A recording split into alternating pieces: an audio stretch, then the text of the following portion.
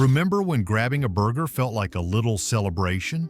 Hot bun, juicy beef, maybe a side of fries that actually tasted like potatoes. That memory is fading fast. In 2025, more Americans than ever are saying the same thing. Fast food burgers are no longer fast, cheap, or satisfying. You pull up to a drive-thru, drop 10 or 15 bucks, and what do you get? A paper-thin patty, cold cheese, and a receipt that makes you wonder if you should have just bought groceries instead. The shock isn't just the taste, it's the betrayal. These were the brands that raised us, the logos we trusted since childhood. Now they're cutting corners, raising prices, and serving food that makes customers whisper the word avoid. People aren't just disappointed, they feel cheated. And when trust crumbles, even nostalgia can't save a burger joint. So today we're laying it all out.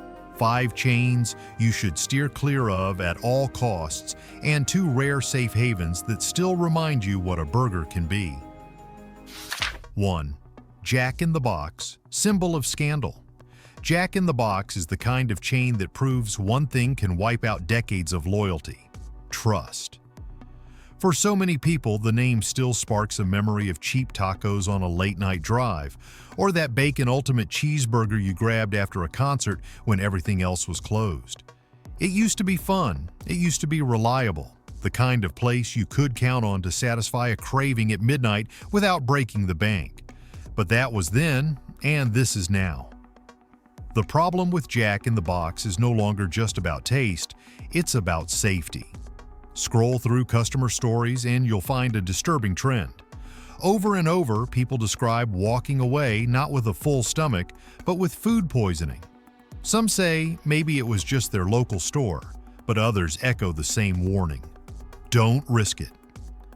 When a brand becomes associated with nausea and regret instead of comfort food, the damage is hard to undo. One commenter said it plainly, "Every time I've been to Jack in the Box, I got food poisoning. I will never eat there again." That's not a bad Yelp review, that's a death sentence for trust. And even if you were willing to roll the dice with your health, the experience isn't what it used to be. In 2025, the company announced it would be closing between 150 and 200 locations. That's not a growth story, that's a retreat. The stores that remain often don't feel like they care to compete. Long waits at drive-thrus, kiosks that replace real people but don't replace real service, and food that looks like it was tossed together in a hurry. For a chain that built its reputation on convenience, it now feels anything but convenient. What makes this fall so painful for fans is the nostalgia. People still remember the weirdly charming commercials, the cheap 2 for 99-cent tacos that became a stoner legend, the burgers that felt indulgent after midnight. Jack in the Box was supposed to be a guilty pleasure, not just guilt. That sense of fun is gone, and what's left is disappointment layered with frustration. The insight here is simple. Once a chain makes customers feel unsafe, there's almost no coming back. It's not about one bad burger or one sloppy sandwich. It's about a pattern that convinces people to cross the street rather than take the risk. In the words of more than one loyalist turned critic, never again. And in the crowded world of fast food, never again spreads faster than any ad campaign. That's why Jack in the Box sits firmly on our list of chains to avoid at all costs. 2. McDonald's, from golden arches to a shadow. McDonald's used to be the heartbeat of American fast food. For an entire generation, the sight of those golden arches glowing on the side of the highway meant more than a quick meal. It meant childhood memories. Parents brought kids in for their very first Happy Meal. Kids held birthday parties in those play areas, and teenagers hung out there because it was cheap, convenient, and always open. For a long time, McDonald's didn't just sell burgers, it sold a cultural ritual. That's why hearing people today say McDonald's ranks dead last in multiple quality surveys hits like a betrayal. It's the kind of shock that makes you pause, because we all grew up with the brand, and now customers are openly saying it's not worth it anymore. The contrast between past and present couldn't be sharper. Think back to the joy of ripping open a Happy Meal box, not caring about the fries being a little too salty because you were more interested in the toy inside. Those experiences were sticky. They stuck to people's hearts and made McDonald's something bigger than food. But today, the reality is less magical. Customers complain about thinner patties that barely cover the bun, cheese that tastes like it's been sitting too long, and prices that feel way out of line for what you get. When a simple cheeseburger costs more than what used to get you a whole meal, people start asking why they should stay loyal. The decline isn't just about taste or price. It's about what people feel they've lost. Fast food chains like McDonald's made their name on consistency, but consistency has turned into predictability, and predictability has turned into disappointment. People say, "I remember when McDonald's actually felt like a treat, now it feels like an obligation." That hidden insight matters because once food feels like a chore instead of a reward, the emotional bond is gone. Customers don't just see a soggy bun, they see a piece of their own past being disrespected. It doesn't help that competitors have upped their game. Chains like Five Guys or even regional spots, like Culver's, offer burgers that feel fresher, thicker, and more satisfying. McDonald's still banks on convenience, but the cracks are showing. Long drive-through lines, self-serve kiosks that frustrate older customers, and rising menu prices have turned the brand into a lightning rod for complaints. Some people even joke that McDonald's is like that old friend you still meet out of habit, but every time you leave, you swear you won't go back. The saddest part is that people want to love McDonald's. There's a deep nostalgia attached to the brand. No one really wants to admit the golden arches have turned into a fading shadow. But every time someone pays $8 for a lukewarm burger and cold fries, that shadow grows darker. The truth is, customers don't just feel disappointed. They feel betrayed. They feel like the memories that once meant so much have been traded in for cheap shortcuts. And betrayal, when it's tied to your childhood, is the hardest wound to forgive. That's why so many are saying the unthinkable, that maybe it's time to leave McDonald's in the past. 3. Burger King, the king lost the throne. Burger King's story almost feels like a Greek tragedy. For decades, they weren't just another fast food spot, they were the rival that gave McDonald's a run for its money. If McDonald's was the polished, family-friendly brand, Burger King was the rebel with fire. The Whopper wasn't just a sandwich, it was the definition of flame-broiled beef. The burger that made people feel like they were getting something closer to backyard grilling than a factory assembly line. Ads proudly claimed you could have it your way and that promise of customization set them apart. For a while, it felt like the king could actually wear the crown. But fast forward to today, and the crown has slipped so far, it might as well be rolling in the parking lot. Customers describe Burger King as a roll of the dice experience, meaning you never know if you're going to get a hot, juicy Whopper or a sad, stale excuse for one. Some stores serve meals that taste decent enough, but others leave people swearing they'll never waste money there again. That lack of consistency is deadly in fast food, where reliability is everything. People don't want to gamble when they're hungry, they want to know exactly what they're getting. And when they gamble and lose, the betrayal feels worse because it's tied to nostalgia. Think about it. Many adults today grew up with Burger King commercials blasting during Saturday morning cartoons or grabbing a Whopper on the way home from school. It was a piece of their childhood. Now, when they spend $10 for a combo and unwrap something that looks like it's been sitting under a heat lamp for an hour, it doesn't just taste bad, it stings. It's like buying back a memory only to find it cheapened. That sting explains why so many people online say, "I used to love the Whopper, but it just doesn't taste the same anymore." The disappointment isn't just about flavor, it's about feeling that the brand you trusted let you down. Meanwhile, Burger King has tried to fix itself with flashy campaigns, celebrity partnerships, even menu tweaks, but those surface-level tricks can't replace consistency. Customers see through it. They know a pretty ad can't cover up cold fries or slow service. In some ways, Burger King is trapped in its own identity crisis. It wants to be bold and rebellious, but in a market where people care about freshness and quality, rebellion without substance feels empty. What makes it worse is watching the King's fall alongside McDonald's decline. Two giants that once ruled the landscape now look like tired fighters leaning on old glory. And while McDonald's still clings to convenience, Burger King doesn't even have that edge in many places.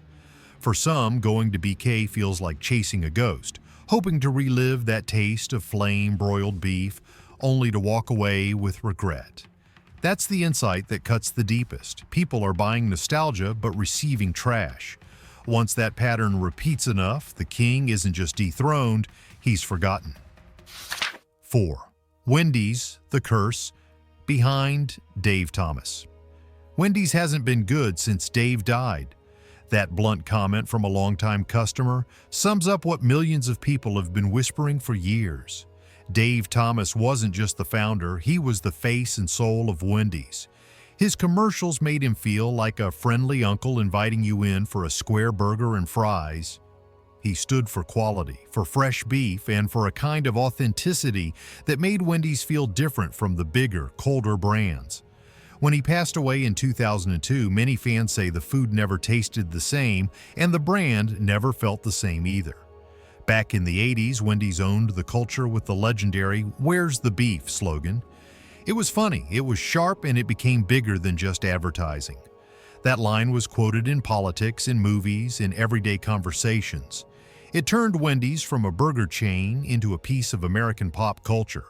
Their promise of fresh, never frozen beef gave them credibility, and their square patties made them stand out in a crowded field.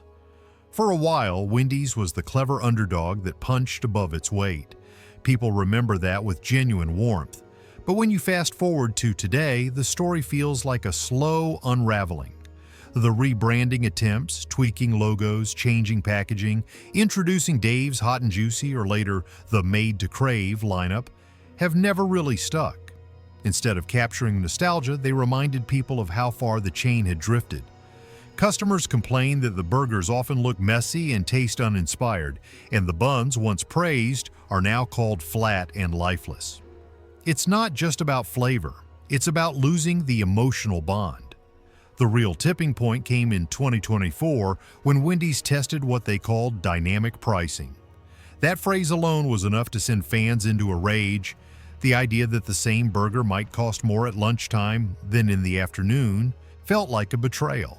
Social media exploded with customers saying Wendy's was no longer the place for value, but just another corporate cash grab.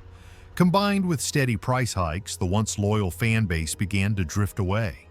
For many, the memory of Dave Thomas's friendly smile clashed painfully with a cold algorithm deciding the cost of their meal. This is why the criticism of Wendy's stings so much deeper than with other chains. It's not just that the food quality slipped, it's that the brand once had a soul and people felt connected to it. When you lose that, it's not something a new sauce or a limited-time burger can fix. Customers today express their disappointment like they're talking about an old friend who changed for the worse. They're not just annoyed, they're heartbroken. So when people online write, "Wendy's hasn't been good since Dave died," it isn't just nostalgia speaking. It's grief for a brand that once stood for something and now feels hollow. That's the curse of Wendy's in 2025. Not the loss of recipes, but the loss of its soul. 5. Steak and Shake, good burger, bad experience. Steak and Shake is one of those places that tricks you at first bite. The burgers? Honestly, a lot of people admit they can't even make something that good at home. Fresh off the griddle, with that perfect smash-style sear and a taste that balances greasy comfort with real flavor, the food itself isn't the problem. If we were talking just about burgers, Steak and Shake could easily stand tall against the giants of the fast food world. But eating out isn't only about what's on the plate, it's about the experience. And that's where this old-school chain has fallen apart. What used to feel like a nostalgic diner experience now feels like waiting in line at the DMV. Customers talk about waiting 30, sometimes even 40 minutes for food that was supposed to be fast. Imagine pulling into a Steak and Shake late at night, craving something simple, only to sit under fluorescent lights, staring at a kiosk that replaced the cashier. Instead of a friendly face taking your order with a smile, you're tapping on a cold screen, wondering if the kitchen even saw it. That's not dining, that's self-checkout with fries. The shift from servers to kiosks was supposed to save labor costs, but what it really did was rip out the soul of the place. For decades, part of the charm of Steak 'n Shake was that it wasn't just about food. It was about being in a booth, having a waitress refill your soda, maybe feeling a little bit like you were back in the 50s. People loved that it felt slower in a good way. But when slow turns into sloppy, the charm dies. And that's exactly what happened. The booths got sticky, the shakes started coming half-melted, and the staff that's left often looks exhausted. What makes the disappointment sting is that the burgers still taste good. That's what keeps luring people back, only to let them down again. It's like dating someone who says all the right things but never shows up on time. Eventually, the frustration outweighs the good moments. One customer wrote, "I used to love this place, but after waiting 35 minutes for a burger I could have grilled faster myself, I'm done." That sums up the shift from love to disappointment better than any corporate earnings report. The collapse of Steak 'n Shake isn't just about one chain, it's a symbol of how the old diner-style fast food model is crumbling. Places that once balanced comfort food with human connection are now trying to run like a faceless app. And in the process, they're losing the very reason people showed up in the first place. You can't market nostalgia while handing customers a kiosk. You can't promise quick comfort food and then make people sit like they're at an airport gate waiting for a delayed flight. In 2025, Steak 'n Shake stands as proof that great food can't survive bad experiences. The burger might still be worth a smile, but the overall visit leaves a bitter aftertaste. And for a chain built on diner charm, that's the most painful failure of all. After hearing story after story of letdowns, it almost feels like America's fast food world is collapsing in on itself. Chains we grew up with are cutting corners, raising prices, and losing the soul that made them special. It's enough to make you wonder if a truly great burger even exists anymore, or if everything has been watered down into a sad, greasy copy of what it used to be. But here's the thing, buried in the mess, there are still places holding the line. A handful of spots where quality hasn't been traded for speed, where flavor still matters, and where fans walk away smiling instead of shaking their heads. These are the rare burger joints people actually defend online, the ones that still give you that spark of excitement when you take a bite. So after all the frustration, disappointment, and broken promises, let's flip the script. It's time to talk about the two burger chains that are actually safe, the ones you can still trust with your money and your appetite. 6. In-N-Out Burger, West Coast Faith. When most fast food chains feel like they've sold their soul, chasing bigger menus, higher prices, or tech gimmicks that nobody asked for, In-N-Out Burger has somehow managed to keep its crown without ever really changing. This West Coast legend doesn't try to impress you with 10 new sandwiches every year or flashy marketing campaigns.